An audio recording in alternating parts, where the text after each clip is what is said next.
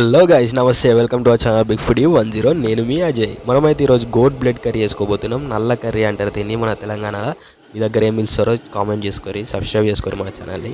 పచ్చిమిర్చి అయితే వేసుకోండి. పచ్చిమిర్చి గోలినాక తర్వాత ఆనియన్స్ మంచిగా చిన్న కట్ చేసుకుని ఆనియన్స్ అయితే వేసేసేయండి. మంచిగా గోలించుకోవాలి ఆనియన్స్ కూడా. తర్వాత 1.5 టేబుల్ స్పూన్ అల్లం పేస్ట్ అయితే వేసేసేయండి. మంచిగా అల్లం పేస్ట్ మంచిగా వేసుకొని మస్తుంటుంది కర్రీ టేస్ట్ అయితే. పసుపు వేసుకొని తర్వాత చిటికెడంత పసుపు వేసుకొని మంచిగా కలుపుకోండి. నేనైతే మంచిగా వేసిన, ఎక్కువనే పడ్డది పసుపు. తర్వాత టమాటా వేసుకొని టమాటా కట్ చేసుకొని మంచిగా చిన్న చిన్న టమాటా కట్ చేసుకొని వేసేసేయాలి.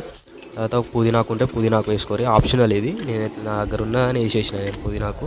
తర్వాత మటన్ అది బ్లడ్ కర్రీ అయితే వేసేసేయండి. బ్లడ్ ఇది 100 రూపీస్ పడ్డది, ఒక బాక్స్ లెక్క టైపు, బాక్స్ టైప్ లెక్క వచ్చింది ఇక్కడ హైదరాబాద్లో. మీ దగ్గర ఎట్లా అమ్ముతారో కూడా కామెంట్ చేసుకోరి. మన ఛానల్ని సబ్స్క్రైబ్ చేసుకొని మంచి మంచి వీడియోస్ కోసం. మంచి ఇట్లా దగ్గరికి మంచిగా ఉడికినాక ఇట్లా దగ్గరికి గట్టి అవుతుంది.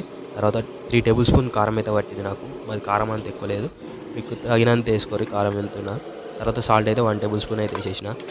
సాల్ట్ కూడా తగినంత వేసేసుకొని మీరు మంచిగా కలుపుకొని మంచిగా మూత పెట్టుకొని మంచిగా కొంచెం ఉంచుకోవాలి. తర్వాత గరం మసాలా, కొత్తిమీర పొడి ఇట్లుంటే ఏదైనా వేసేసేయండి. మంచిగా చికెన్ మసాలా అయినా మటన్ మసాలా ఏది ఉన్నా కానీ మసాలా వేసేసేయండి. మంచిగా కొత్తిమీర వేసుకొని దించుకోవాలి.